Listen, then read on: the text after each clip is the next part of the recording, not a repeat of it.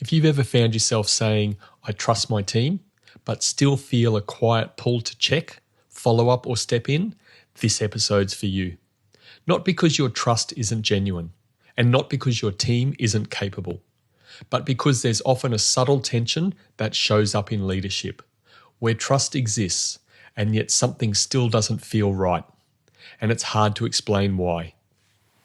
Welcome to the High Impact Leader Podcast, a leadership podcast for business owners and leaders who want self-managing teams, stronger accountability, and scalable performance without carrying everything themselves.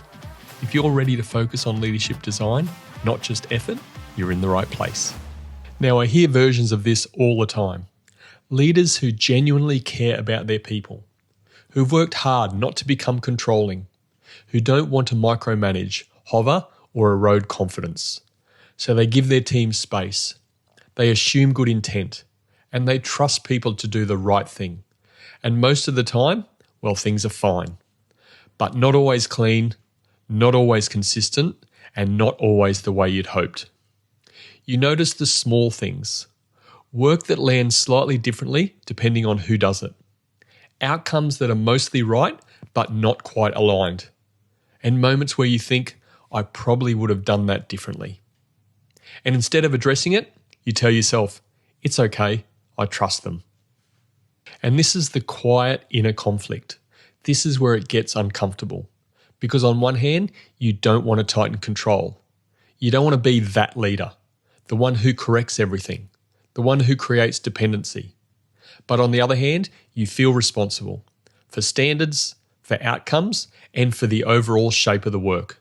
So you sit somewhere in the middle, trusting people while quietly adjusting things after the fact, cleaning up here and there, reworking something there, and filling in the gaps without making a fuss. You even tell yourself, this isn't worth a conversation, or I don't want to overcomplicate things. And not because people don't care, but because you're not fully sure what to name or how to say it without sounding controlling. And over time, this takes its toll. Not in big dramatic ways, but in small, accumulating ones. You feel a low-level frustration you can't quite pin down. Feedback conversations feel awkward because expectations were never clearly set. You start holding more context in your head than you realise, and that weight doesn't get shared with your team. And trust starts doing work it was never meant to do. Instead of being a foundation, it becomes the substitute for clarity, and that's heavy for everyone. Here's the part that's worth reflecting on. Trust isn't the problem, and it doesn't need to be taken away. But trust on its own doesn't tell people what good looks like. It doesn't create shared standards, and it doesn't remove ambiguity. Most of the leaders I work with don't need to trust more. They already trust deeply. What's often missing is something quieter. Clear, shared understanding. Agreed before the work begins, not after it's reviewed. And clarity isn't pressure when it's shared.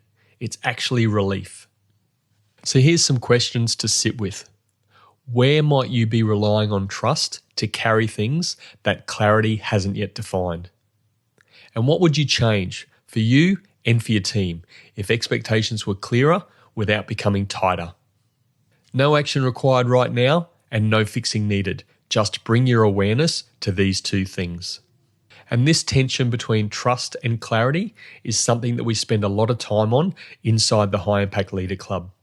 It's where leaders learn to design expectations, ownership, and rhythm in a way that protects trust, rather than replacing it with control. If this episode felt familiar to you, you'll find the details in the show notes.